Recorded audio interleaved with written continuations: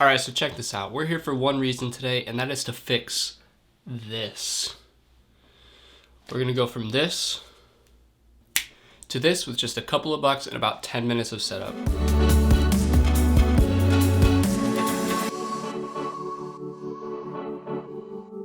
What is good, guys? My name is Bradley Goss, and welcome back if you're new to the channel. This is where I teach tips and tricks on filmmaking and photography to help take your creative work to that next level.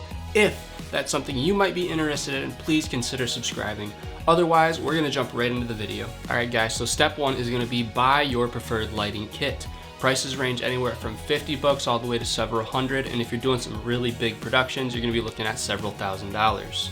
I tend to prefer LED panels for several reasons. I will link the kit that I have in the description below.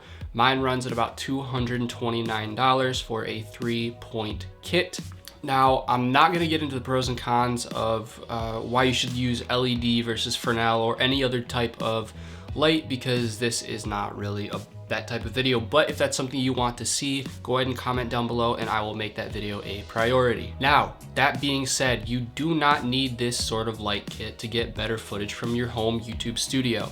You just need to know how to use the lights that you've got. So now we're gonna get into step two, which is where to put the lights. So I like to use a modified version of a traditional Hollywood lighting setup, which is the 3-point lighting system. The first one is probably gonna be your most important, and it's also the brightest. That's your key light. You're gonna wanna put this pretty close to your face, just off camera, right or left. Right or left. You're gonna want this light to be soft, so make sure you diffuse it. We'll talk about how to diffuse it in a second. But if you don't diffuse it, you're gonna get these gross shadows and harsh, it just looks gross. If you got a pimple, oh yeah, your audience is gonna know. Wrinkles, yeah, you're getting old, we know. Diffuse it and those things will be hidden, or more hidden. Now, there are several ways to diffuse a light. I prefer the softbox, but you don't need one.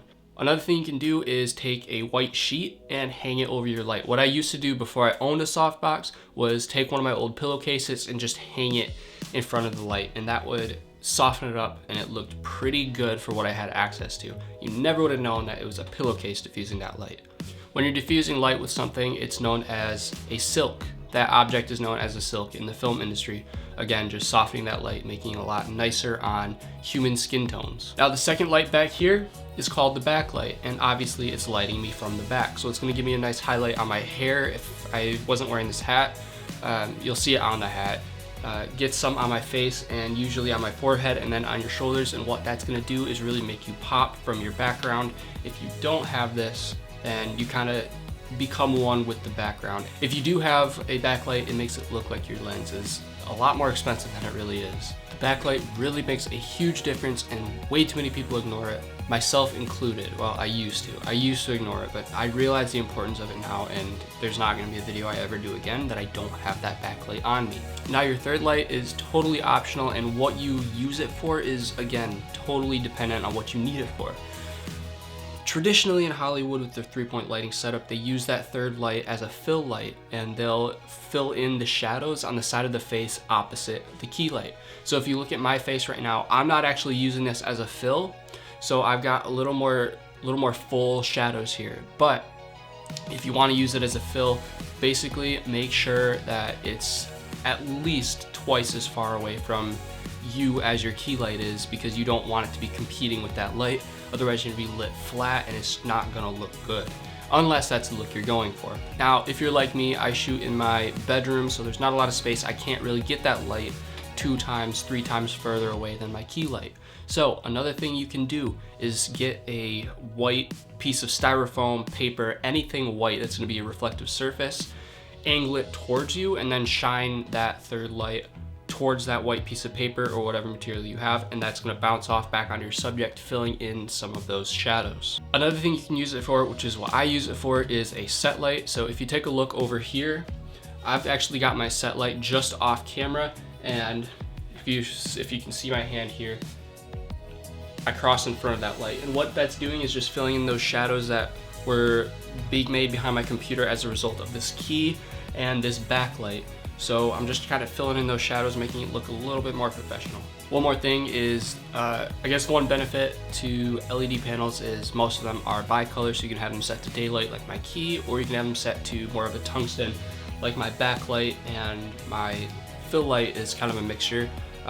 Basically, I just want to add some warm tone so it doesn't feel so cold. It's a little bit more inviting for the viewer, and add some color contrast so we're not getting just all this bright white light everywhere. But again, that's a stylistic choice. It's totally up to you what color you want to use. Also, feel free to throw some gels on there. If you want some blue or some red light, go for it. Those look really good on set lights. I don't use them. I probably will in the future, but as of right now, that's not really the look I'm going for. But if you want some red light back here, go ahead and gel your set light and throw some red light all over your background.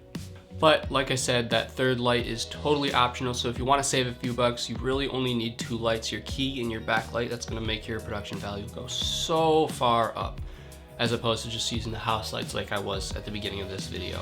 So there you have it, a quick lighting setup that is going to take your home YouTube studio footage to that next level. If you got some value out of this, please consider leaving a like, comment down below what type of content you want to see next, and please consider subscribing, and I will see you guys in the next one.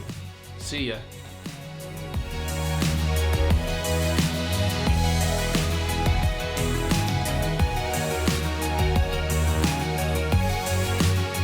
This isn't really a compare and hope I covered all the whatever.